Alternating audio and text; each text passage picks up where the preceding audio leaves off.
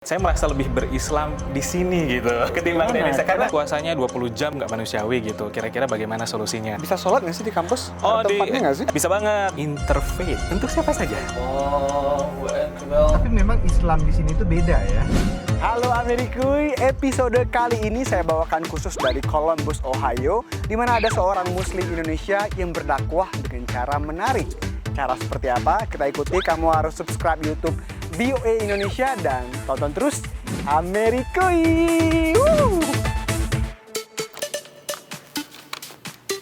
Ya, bagi sahabat Radio IMSA yang memiliki pertanyaan, silahkan layangkan pertanyaan sahabat semua melalui Skype kami di Radio IMSA. Halo, saya Taufik Mulyadin dari Bandung, Jawa Barat. Saya penerima beasiswa LPDP, program doktoral di program Higher Education and Student Affairs di The Ohio State University, Amerika. Sehingga bisa memberikan amal ibadah kita yang terbaik untuk Allah Subhanahu wa Ta'ala. Jadi memang seperti itu, Ustaz. Banyak kejadian unik di Amerika ini.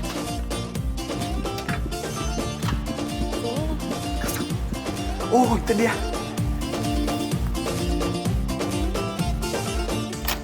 Ada tamu. Mas Taufik. Halo. Habis siaran ya? Iya, nah habis siaran pas banget tadi kebenaran. Kita mau wawancara Mas Taufik nih, Oh, boleh ya? boleh, Mas. Boleh, Mas. Kita kesana aja, Mas. Oke, siap. Oke. Yuk.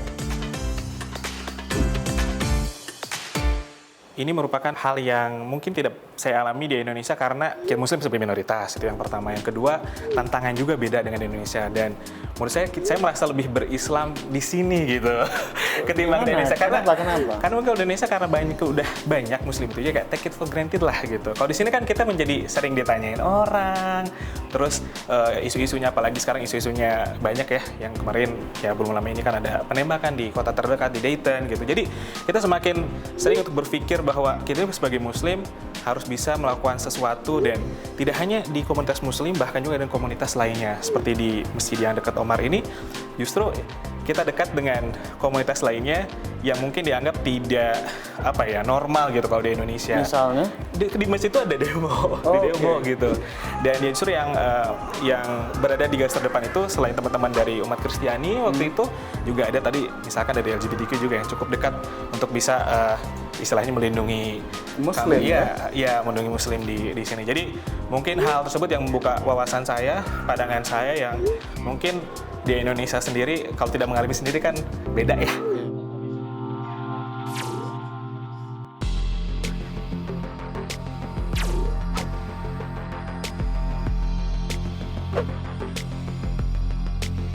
Masalah apa misalnya? Misalkan soal puasa kan, puasa itu panjang gitu kan, terutama mungkin negara yang agak ke utara banget yang itu panjang banget. Nah kira-kira kalau misalkan puasanya 20 jam gitu kan itu kurang tanda kutip nggak manusiawi gitu. Kira-kira bagaimana solusinya?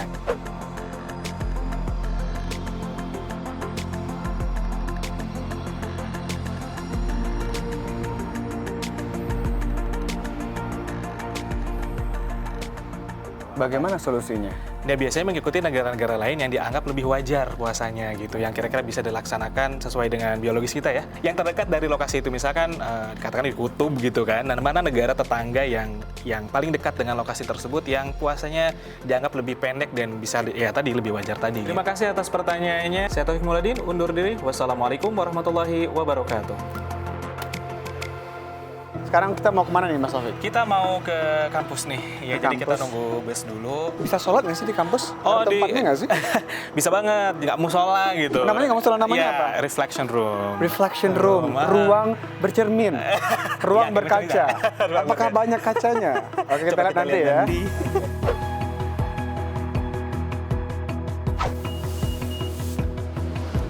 Kita sampai di kampus.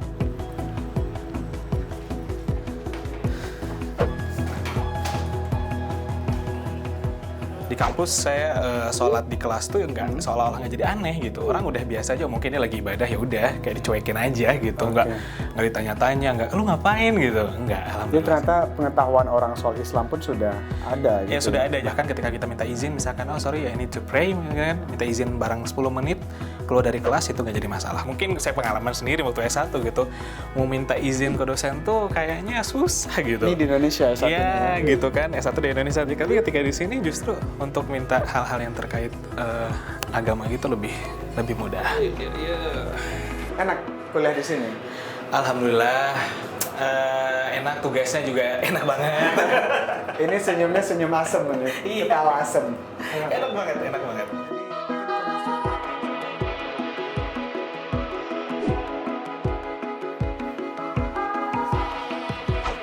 Oke, akhirnya kita udah sampai ya. Nah, udah sampai. Nah, ini nih namanya nih. Interfaith Prayer. And Reflection Room. Buka aja. Ini kayak saya aja yang punya. Ya, boleh. Oke. Nah, mana dia? Ini ruangannya.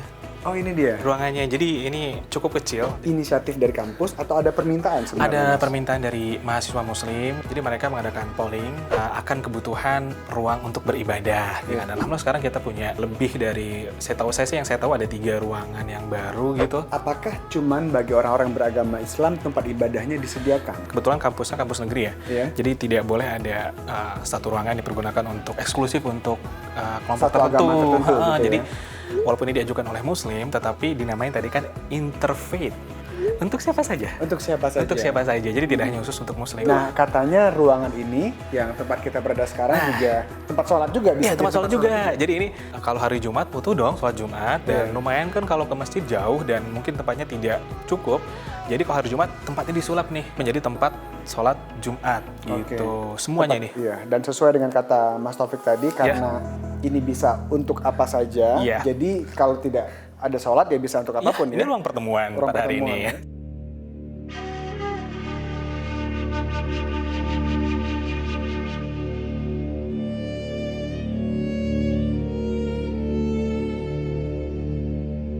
Allahu Akbar, Allahu Akbar, asyhadu an la ilaha illallah, asyhadu anna Muhammadar Rasulullah, hayya 'alas shalah, hayya 'alal falah, qad qamatis sholatu, qad qamatis shalah. Allahu Akbar.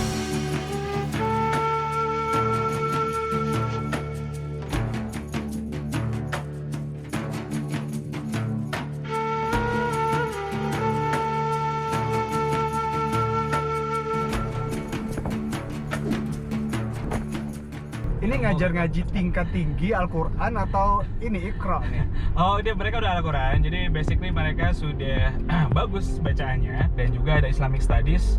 Tapi saya masukin di situ ada sedikit tentang tafsir, sejarah Islam. Karena orang tuanya ingin anaknya itu walaupun di Amerika tapi tetap familiar dengan topik-topik keislaman yang ada di Indonesia, karena mereka pulang ke Indonesia harus kembali ke sekolah kan ya. Tapi memang Islam di sini tuh beda ya? Ya bisa dibilang ada beberapa hal lah gitu dalam praktek ibadah misalkan yang memang agak nggak kayak di Indonesia lah, misalkan kayak sholat Jumat di sini kan 2 shift misalkan rata-rata karena disesuaikan dengan jadwal kerja. Ada perempuan kan yang sholat Jumat juga, ada perempuan ya? juga, walaupun di Indonesia ada sedikit wilayah yang kayak gitu juga, cuma di sini rata-rata perempuan juga ikut sholat Jumat. Tapi Gitu. kayak radio sama ngaji ini dapat duit nggak sih, Mas? Oh. Dibayar nggak sih? Kalau untuk radio itu volunteer aja, jadi kita volunteer gitu kan. Untuk ngaji ini sebenarnya saya nggak ada apa-apa, cuma kadang orang tua ya ingin berterima kasih gitu. Ya kadang ada makanan atau apa ya kita terima. Ya udah kita mau sampai nih. Udah sampai ya.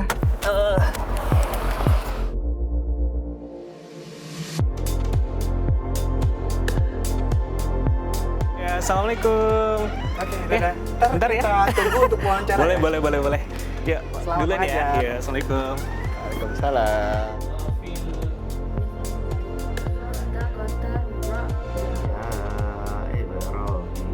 Tapi tetap tersendiri pengalaman seperti apa saya mengaji.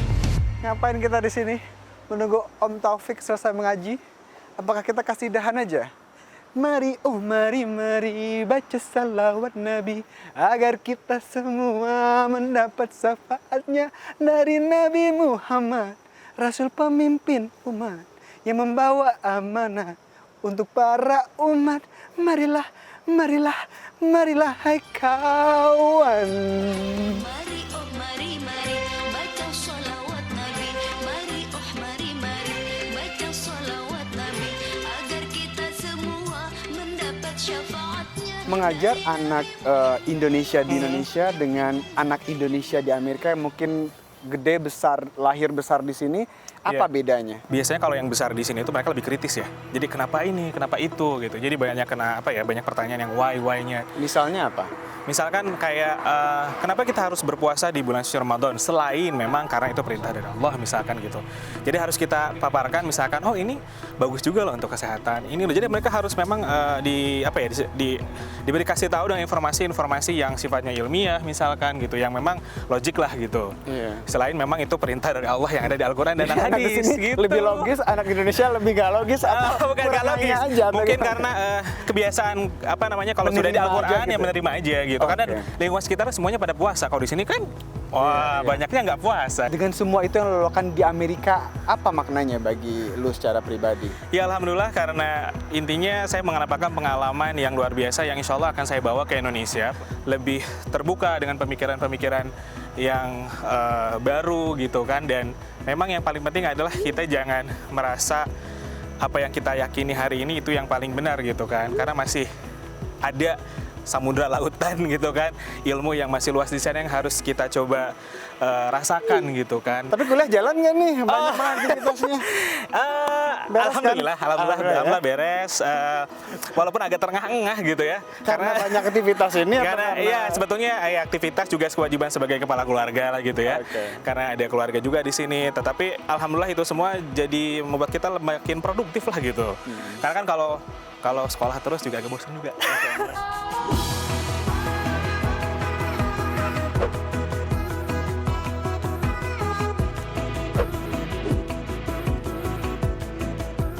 Oke, itulah tadi wawancara saya dengan Taufik Mulyadin, seorang Indonesia yang aktivitasnya banyak sekali di Amerika modern. Dakwah Islam Alhamdulillah. dan ngajar ngaji juga. Dan kita nih di rumah orang nih, Om. Iya nih siapa ya ini Nggak liatin apa-apa nggak? nggak? Iya nggak apa-apa. Yaudah, kita harus cabut dulu ya. Oke, Kita harus oke, oke. permisi dulu. Kamu harus nonton terus Amerikui, subscribe YouTube VOA Indonesia, dan kami pamit dulu. Tonton terus Amerikui.